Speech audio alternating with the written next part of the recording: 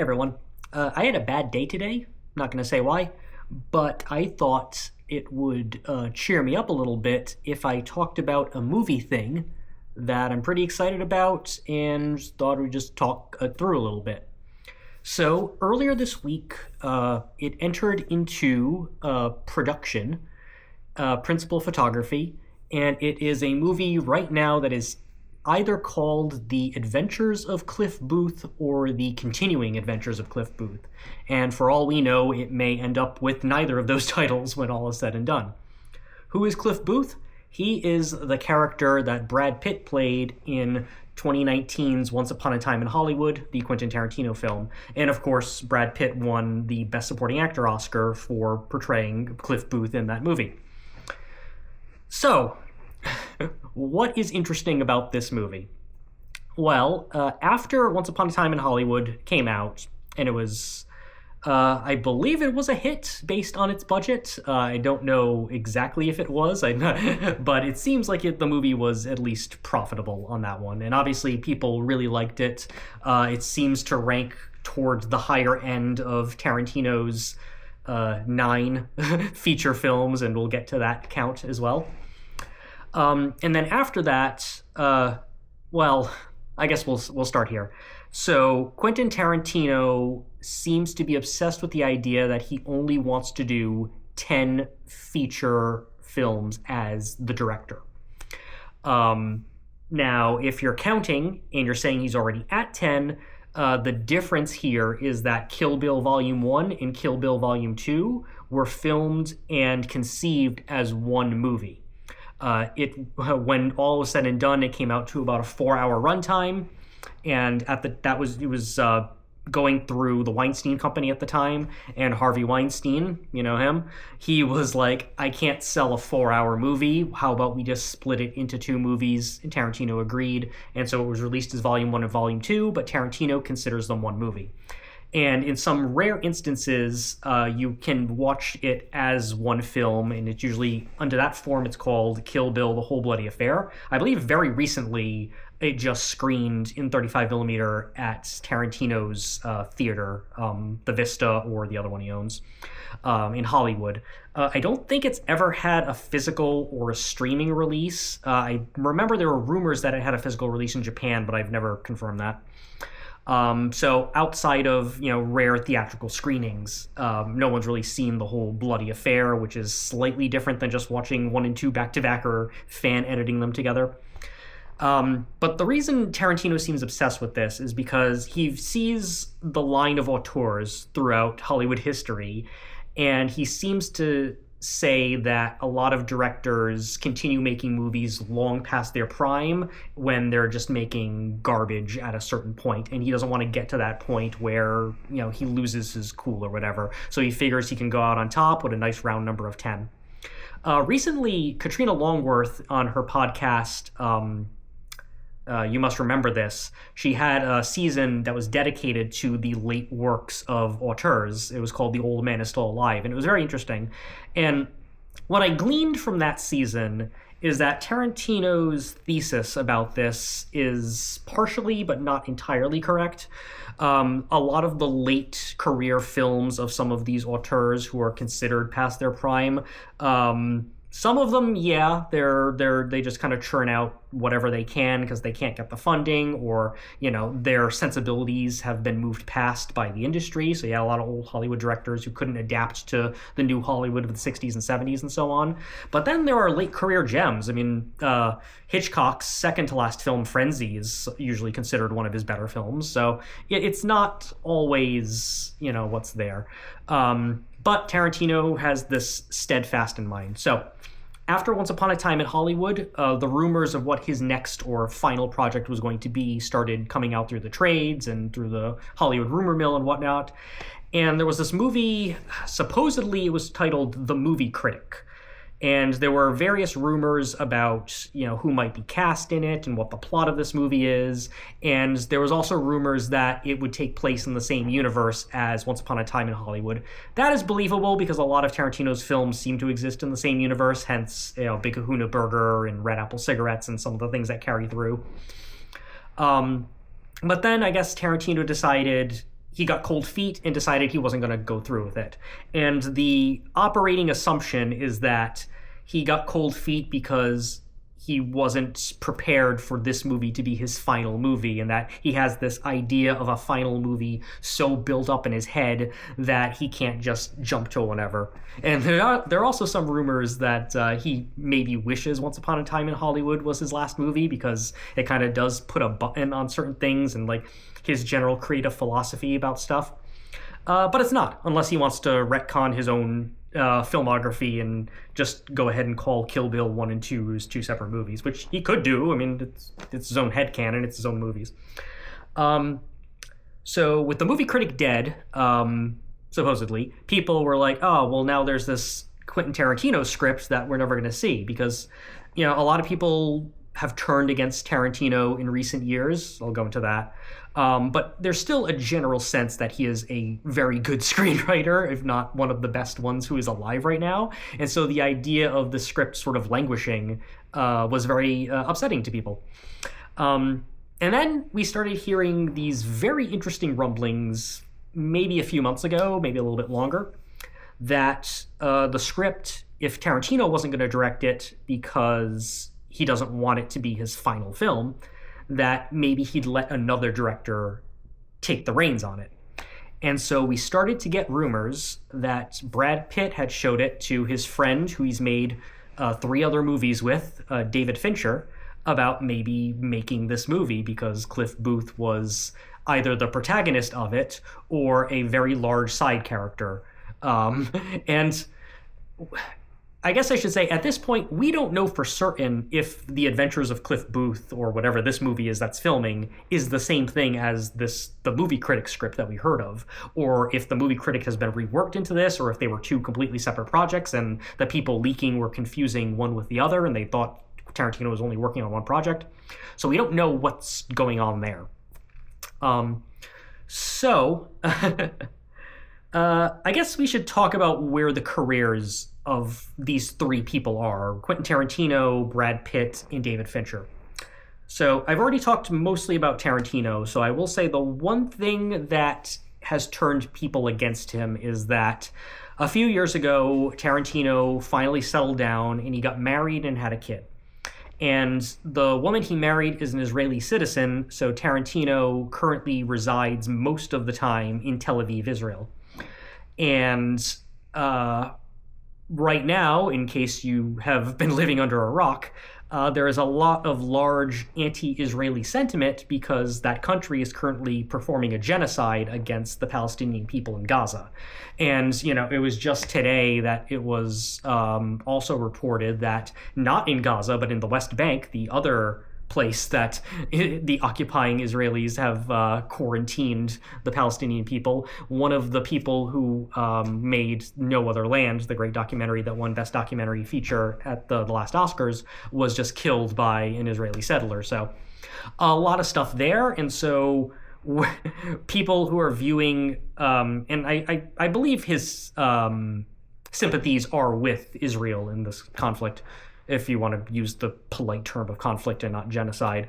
So that has obviously turned a lot of people against him, just like it's turned against, you know, Eli Roth, his friend, and Regina Spektor recently was, heckled at one of her concerts.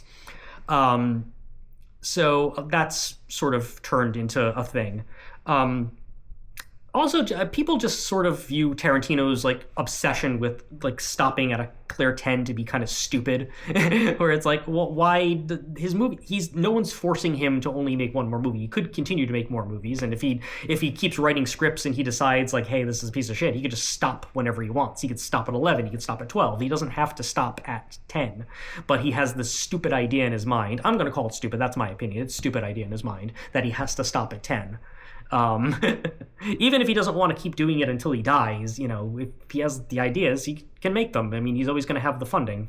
And that's sort of what's an interesting thing. So, let me continue on this other track before I go to that. As far as other backlash against Tarantino, he's always had interesting opinions about contemporaneous film. He has interesting things about classic film too, and he wrote a book about it. He has a podcast with his friend and Pulp Fiction co-writer Roger Avary, who also has some stuff going on in his life and public opinions. But he said things like he really liked Joker Folie à Deux, a movie that was mostly universally derided. So people have also been like, oh, if he has these shitty opinions. And you kind of, before, even people who didn't like Tarantino as a person because of his, public personality or his well-documented foot fetish and things like that, they would at least say, like, okay, well, that man's a hell of a filmmaker at least. In the last few years, you've started to see cracks in that where that's no longer a universally agreed upon thing. Some people have even gone so far as to say, like, oh, well, Pulp Fiction is overrated, and it set indie film on a bad course in the 90s and stuff like that. I don't agree with that. I still... there's not a single directorial film Tarantino has done that I dislike, and most of them I like quite highly, or some of them I think are great or close to masterpieces. But so that's where that sentiment has come in. But also part of it is that a lot of filmmakers, even like established auteurs like Steven Spielberg and Martin Scorsese and some big names, they've been struggling to get their projects funded as of late. And Tarantino doesn't have a problem with that. So up until Hateful Eight, which was his film before Once Upon a Time in Hollywood, all of his films were under the Weinstein umbrella, either Miramax or the Weinstein Company after Bob and Harvey Weinstein left Miramax. But then obviously Me Too happened, all of the stuff about Harvey Weinstein came out, and so Tarantino was no longer tied to a particular distributor or producer. He became sort of a free agent. And so different studios sort of pitched him like, hey, we'd like to do your project in whatever terms. And Sony ended up winning for Once Upon a Time in Hollywood because, they agreed to giving him ownership of the movie after 15 or 20 years or something like that. They agreed to, theatrical release and all of this stuff. They basically just agreed to all of Tarantino's demands for this movie, and so they got it. So there was the idea that, if studios are still going to pitch because he's one of the few household names for directors that even, like, you don't have to be a movie person to know who Quentin Tarantino is. Normies know who, casual does. And he's also one of the few directors, along with like a Christopher Nolan or a Jordan Peele, maybe a Ryan Coogler after Sinners, where people will treat the director as the star. Like, even normies, not just movie people, not just cinephiles, they'll say like, oh, that's the new Jordan Peele, that's the new Christopher Nolan. People will say that's the new Tarantino, and they'll go to see that just based solely on him, regardless of what the subject matter of the movie is or who's in the cast or anything like that. So basically, he can get anything funded. So the idea that he is, putting a self-limitation on himself, some people are like, people would die to be in your position, even all of these like great elder statesmen of, auteur directors. Oh, I guess I should also mention, so the extent to which Tarantino knew about Weinstein's crimes is also under debate because, supposedly Tarantino many years ago in the 90s dated Mira Sorvino, and Mira Sorvino was very famously blacklisted by Harvey Weinstein, and it really hurt her career. So there was a lot of backlash against Tarantino about him maybe knowing about this and not standing up for her or not defending her or whatever.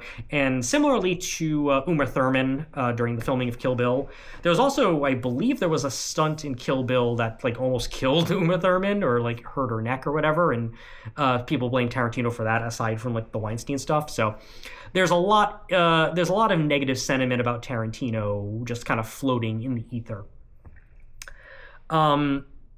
So I guess we should go to Brad Pitt now. So Brad Pitt is still a very big star, as evidenced by the fact that just this summer, F1, the race car movie that's basically Top Gun Maverick with race cars, ended up being a pretty big hit. I mean, the budget was super huge on it, so I don't know if it'll end up being profitable, but it was also an Apple original movie. Warner Brothers, I believe, was handling theatrical distribution, but Apple owns it. It's going to be on Apple streaming service.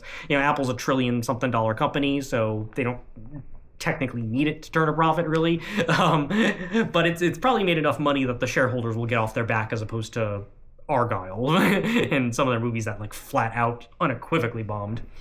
And it's kind of interesting. Brad Pitt's movie before that was his movie with George Clooney, Wolves, which was going to get a theatrical release, and then it only got like a very limited release, but was pretty much just dumped on the streaming service. So Brad Pitt is still a bankable draw. He did just win an Oscar, 5-6 years ago, and I guess he's still to the normies seen as like a likable draw that people like seeing in a movie. But there's also a caveat to him.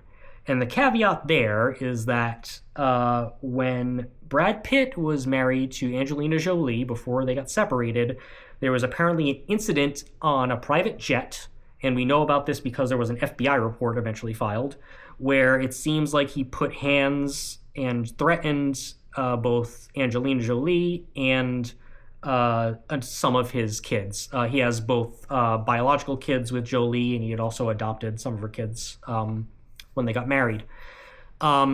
This seems to coincide with him being an alcoholic, and that came out sometime around this time. But basically, there's the whole thing about him now, like, being labeled as an abuser for that. And so a lot of people are like, well, why hasn't he faced any repercussions in the way that some other actors have? Though, admittedly, there are different actors who have been accused of assaults, like domestic assault specifically, whose careers have not really been impinged that much. Josh Brolin, Johnny Depp, obviously, Shia LaBeouf, William Hurt before he passed away. So there's a long line of this where it hasn't really, there's been an uneven amount of how much public backlash there has been to some of these people. But I think it's safe to say that even with the success of F1 and the Oscar and all of that, that Brad Pitt as a public figure and as a movie star is still kind of in damage control mode. And so I think the idea of him being like front and center as the star, presumably the star of a Tarantino scripted movie, as opposed to, because, Once Upon a Time was a two-hander between him and DiCaprio. And technically, well, maybe it's a little bit of category fraud, but he was supporting, and Leo DiCaprio was considered leading for that as Rick Dalton. So it seems like this is also a chance for him to sort of continue in good graces if he can front this other film. And also, if he won an Oscar for the role before, reprising the same role probably increases his chances of an Oscar down the road. I mean, that doesn't always work. I mentioned Joker Folie à Deux. Joaquin Phoenix won Best Actor for Todd Phillips' Joker in 2019, and Joker Folie à Deux, got some Razzie nominations. I think it may have even gotten some Razzie wins that he was included in. So not always a direct line, but, So then we have the David Fincher of it all. And as you can see from the shirt that I wore to work today, David Fincher is one of my absolute favorite directors. I usually claim that my favorite directors are the three Davids: David Lynch, who died earlier this year, rest in peace, David Cronenberg, and David Fincher. Now, where is David Fincher in all of this? So his last theatrically released movie was in 2014, and that was Gone Girl. Since then, he has basically just been under a Netflix contract. He's one of these people like Adam Sandler, where they're just like in-house Netflix talent. Now, David Fincher's relationship with Netflix stems earlier than that. Before Netflix became like the big streaming juggernaut that it is now, David Fincher was responsible for their first big original series hit, which was House of Cards. The whole Tudum, or Tudum, as Netflix now pronounces it, is from House of Cards. It's the Kevin Spacey character Frank Underwood with a ring on his hand doing a little knock-knock on a desk. And so House of Cards is what really put Netflix on the map as far as like we're going to be a player in the original content, as opposed to just mailing DVDs to people at home or just licensing other stuff to stream. And then he also created, or at least co-created, Manhunter, which ran for, or Mindhunter rather, which ran for 2 seasons on Netflix. People have been really wanting a season 3. Netflix is a no-go on it because they claim the show's too expensive compared to what the ratings were on it. Though I've heard rumblings that they might do a direct-to-Netflix movie to like tie it up or something. So I guess that's still in the cards. But why did Fincher just go to Netflix? I think the reason is that so Fincher is known for being a perfectionist in the Stanley Kubrick school, where he's known for doing like 100 takes of a scene and all of these things. And doing that has gotten a little easier because of digital. The opposite of Tarantino. Tarantino is kind of like me. He's a celluloid fetishist, where he shoots his movies on film. The theaters that he owns only show movies on 35 or 16. He is ride or die for film. But film is expensive, especially when you're doing multiple takes of something. Digital, if you do, you can just, change the memory card and you can keep shooting. So digital is very good if you want to do 100 fucking takes of a conversation scene. And so I think that combined with Netflix being able to afford certain things that other studios and whatever can't, because they don't have to worry about box office grosses. They're just worried about, their own streaming metrics and whatever. They're willing to back his less commercial projects. And speaking of less commercial projects, his first feature directly for Netflix after Gone Girl was 2020's Mank, a very fictionalized biopic of Herman Mankiewicz, the co-writer of Citizen Kane.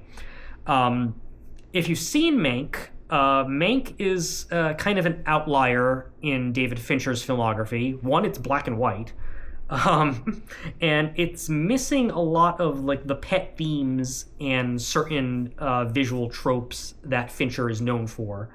And the reason Fincher made it, I believe, is solely because the screenplay for the movie was written by his passed away father. And so it was sort of him making a movie that his father wrote but couldn't get made when he was alive. So basically, passion project for him, not commercial, a black and white biopic about a screenwriter that most people haven't heard of unless you're a cinephile. But Netflix was able to bankroll it for him. And the movie got a couple Oscars. It got some nominations. It won for cinematography. I forget if it won for anything else, but it won for cinematography. So it did get a couple Oscar wins. So it was successful on that way. And, Fincher got his movie made. His movie after that, so his second feature for Netflix, that was The Killer with the Michael Fassbender. That was a little bit more commercial, but it was also not the movie that Netflix advertised it to be and not what some people expected. So a lot of people didn't respond to it the same way that I did, because I really loved The Killer. I guess I should mention, just on a personal note, so Netflix usually doesn't put their movies in theaters. Yes, they put Rian Johnson's Glass Onion, the Knives Out sequel, in theaters for a week over Thanksgiving a couple of years back. But for the most part, they only put movies in theaters to qualify for Oscar eligibility, which is usually 2 weeks in New York and LA. And Netflix did buy the Egyptian Theater in Los Angeles, so they usually screen their movies there. But for the most part, if you want to see a Netflix movie in theaters, you're not going to be able to, unless it was a festival pickup. However, I live near an Alamo Drafthouse, and Alamo Drafthouse, usually but not always, will play a Netflix movie for a week in their theaters. So I was thankfully able to see the last 2 David Fincher movies in theaters, both Mank.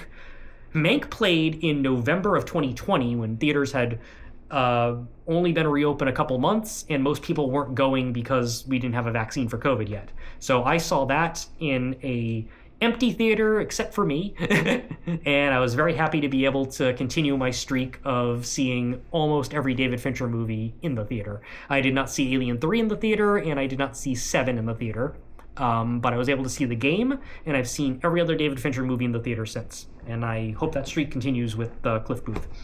But yeah, for the most part, Netflix doesn't put their movies in theaters. Recently, My Alamo did not get Hitman, though, the Richard Linklater movie with Glenn Powell. But it did get Emilia Perez, oddly enough. Fun fact, Emilia Perez, going to see that movie at Alamo was my partner and I's first date. So I will always remember that the day we met in person was for Emilia Perez in theaters. Anyway, so Fincher has worked with Brad Pitt on 3 previous films. They worked together on Seven. They worked together on my beloved Fight Club, and also on The Curious Case of Benjamin Button, which I like more than most people, but I also haven't watched it in a number of years. And I guess even though they haven't worked together since Benjamin Button, it looks like they have often been looking for another project to do together. And I do remember that after World War Z came out, World War Z was that PG-13 zombie movie that wasn't very good, and it was ostensibly based on the book by Max Brooks, but it seems like all they did was just take the title, and it has otherwise nothing to do with that very good book. Max Brooks is the son of Mel Brooks, by the way. And it looks like they were going to do a sequel, and Brad Pitt tried to get David Fincher to direct the sequel, and the project fell apart for whatever reason. And so this is kind of a similar situation where it's a sequel or a spin-off or whatever to another movie Brad Pitt has done that he's trying to bring David Fincher onto. And, with Netflix pretty much giving David Fincher carte blanche, not for Mindhunter, but for his features, it was easy for them to do. So we have a Tarantino script. Tarantino, people don't really like him because of the Israel thing. You have Brad Pitt. People aren't really liking him because of the alleged assault. And David Fincher, who people like, but they really wish that he would get out of Netflix because they want his movies to be shown in theaters, which hasn't been a problem personally for me, but for the vast majority of people in the United States, it is a problem. In Canada, I guess. So what's going on here? So, first of all, it's very weird that a Tarantino scripted movie is going to be shot on digital and is probably not going to play in very many theaters. So Netflix, they did the one-off with Glass Onion. They only gave it a week. And they have a couple other projects that seem like they might get more of a theatrical release than Netflix normally does, because Netflix is more about killing movie theaters and putting people watching their service, and they don't really care about the revenue that they could generate from ticket sales. But there's been talk that they are making a new Narnia movie with Greta Gerwig directing, and I think that's at least gonna get a limited IMAX engagement, but we don't know much about what theatrical window or number of screens it's going to get beyond that. And then because Glass Onion was released in theaters, there's also the idea that, well, there's another Knives Out that they paid for, Wake Up Dead Man, that comes out later this year. It's premiering at some festivals. Are they going to give that a theatrical birth of some sort? And so we have the idea of, you have this thing which is either a sequel or a spin-off. It might be just a spin-off in the way that movie U.S. Marshals was a spin-off of The Fugitive because it involved Tommy Lee Jones's character but not Harrison Ford's character.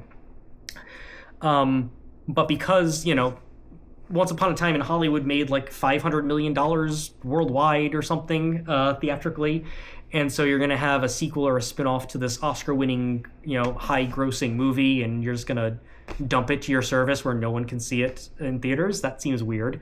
And also, given Tarantino's predilections towards celluloid, it seems odd that one of his movies would not get a theatrical screening, even if he's just the writer, not the director. Pretty sure it's shooting on digital, not film. Recently, there was a thing about David Cronenberg I love David Cronenberg, but I do disagree with him on the idea of digital can look just as good as film. I just don't think it can. Digital can have its own look, and that look can sometimes be very good, but you can never make digital look adequately like film. The closest I've seen is Ty West shooting X on digital and making it look like 16 millimeter, and that's the closest I've seen, and I haven't seen any other movie that's come as close as X has, so kudos to Ty West on that. But Tarantino wanted Cronenberg to convert his digital movie to a 35 millimeter print so he could show it at his theaters, and Cronenberg was like, no, that's not. And I understand. I mean, taking a movie that's shot on digital and moving it to film is a different thing than a movie shot on film and then transferred to a different film print, but whatever.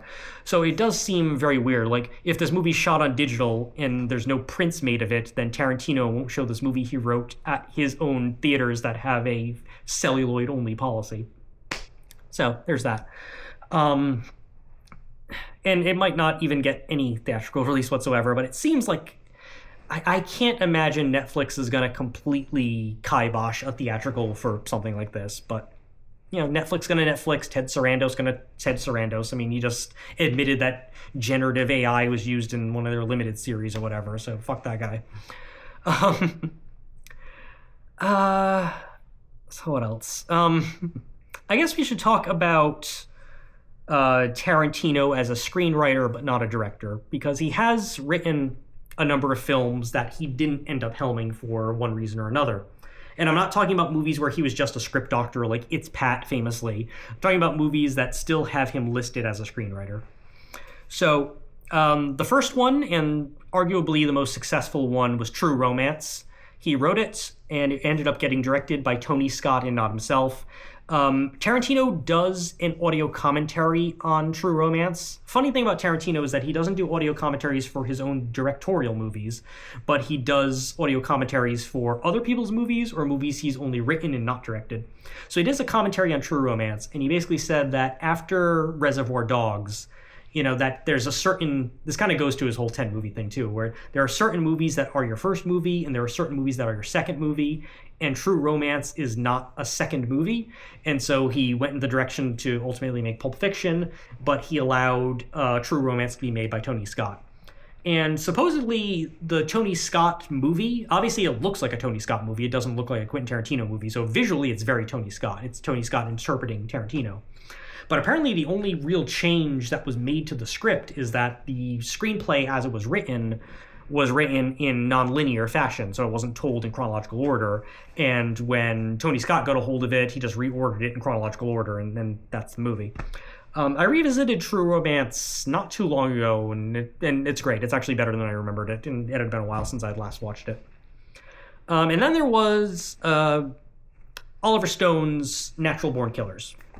Natural Born Killers is a little bit different of an idea, where they took an original screenplay by Tarantino and they completely rewrote it so that it's quite different. If you're interested in the original screenplay by Tarantino, you can buy it. It is for sale. I've owned it for a number of years. It's been a while since I've A, read this, and B, watched Natural Born Killers, so I can't really give you a breakdown of what the differences are. But I do remember that I believe in Tarantino's original script, Mickey and Mallory are a bit more of central figures, as is the reporter played by Robert Downey Jr., and Oliver Stone wanted to focus a little bit more on the satire, the media satire and tabloid satire of it all, and obsession with true crime things. So he was interested in different themes than Tarantino was, and so there's the difference. But, I mean, even if you don't want to buy it, you can probably find like a PDF of this floating around on the internet, but Tarantino's original script is there. And then there was Robert Rodriguez's From Dusk Till Dawn, which Tarantino wrote and played a supporting role in. Rodriguez's sensibilities are pretty close to Tarantino's, so there's not as much of a auteur voice interpreting a different auteur's voice. It feels a bit more cohesive there, as opposed to Oliver Stone is very much his own thing and Tony Scott is very much his own thing. So I'm very curious to see what a David Fincher interpretation of a Tarantino script looks like, because, Both of them have movies with a lot of violence. Both of them have a certain gallows humor about them all. But their visual styles are very different. Obviously, Fincher is very dark. He's very into his greens and his ambers. Tarantino has more of like a classical 70s look to his movies, either 70s Hollywood or 70s like Hong Kong. They're very different visual stylists, even though there are some superficial similarities between the two is terms of the subject matter that they cover. Very superficial. More like, well, not even subject matter, more like tone. They have superficial tone similarities. Sometimes. Tarantino is a...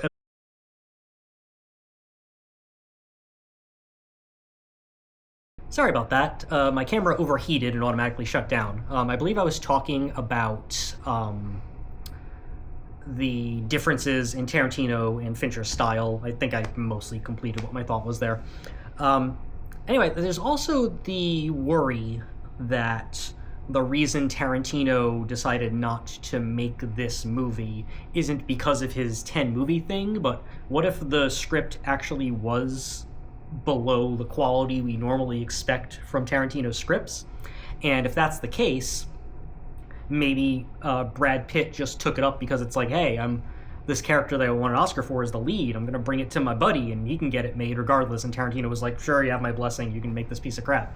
So what if this ends up being like a Joker Folie à Deux situation where it's a sequel or a spinoff, or U.S. Marshals, which was a mediocre follow-up to The Fugitive. And then we have that to worry about. I don't know. There's been some photos of what Brad Pitt looks like in costume with like a wig that have come out, and people have been joking that it looks like William H. Macy from Boogie Nights, so there is that.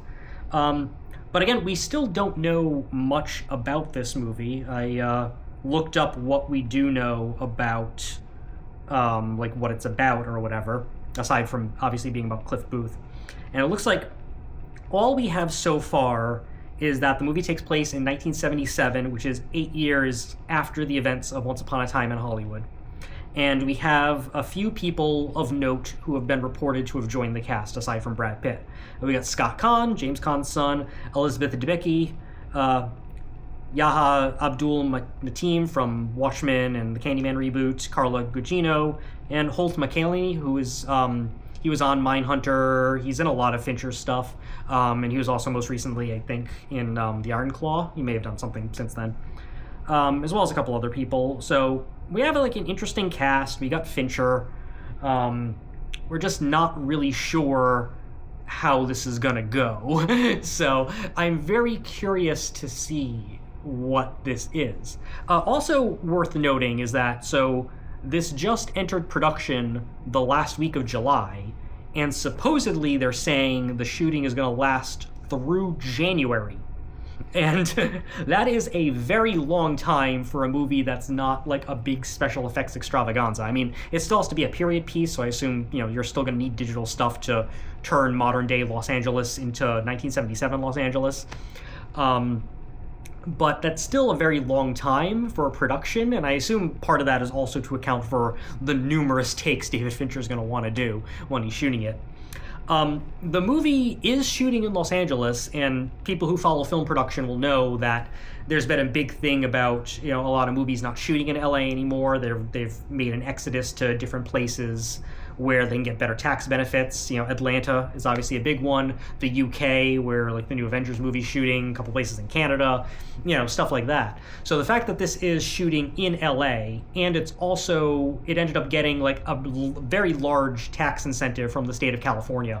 I think that was also just announced as end of production too, that it got like a really big tax break for it. So at least it's giving people in LA in the film community jobs, as opposed to it moving to all these other hubs. Even Atlanta's production hub, I've heard, has died down a lot. They're moving to like the UK and other stuff, which may be why Trump made his very stupid declaration of putting a tariff on movies not made in the US. I'm not sure how you'd even enforce that, because a movie is like a piece of art. It's not like a product. Anyway, like a movie ticket is like an experience. It's like putting a tariff on a concert or something. But anyway, I guess that was pretty much all of the thoughts I had about this that I just wanted to share a little bit about, because yeah, it's very interesting that this is coming into motion, and unlike that World War Z sequel that never happened, this, cameras are rolling on this. This has already been in production for like a day or two as I'm recording this. And, there's still a lot of questions, like what's the quality of this going to be? How is Fincher going to adapt a Tarantino screenplay or bring Tarantino's words to life? What is the distribution going to look like for this? Is it going to get a wide release? Is it going to get a limited release? Is it going to go to festivals, or is Netflix just going to dump it on their service, next fall or something? It's gonna, if this thing is shooting until January, I don't know what the post process is gonna look like. So the earliest this thing is gonna come out is in the fourth quarter of 2026, maybe in like the November or December bracket, earliest October. But my guess is, if they get this ready for fourth quarter, I don't think it's going to go to Cannes. But if they get this ready for fourth quarter, they might be able to premiere it at like Venice and TIFF and some of those, maybe one of the New York film festivals in the early fall, and then just put it out on their service in like November, early December. That seems to be where they drop their awards stuff after premiering them at festivals. I don't know. We'll see. I also would wonder if we're ever going to get confirmation if whether this film is the movie Critic script that Tarantino had talked about and was working on before deciding not to make it his movie number 10. That would be very interesting if it's not. Then that means there is still another extra thing. And Tarantino might continue, if this movie turns out well, Tarantino.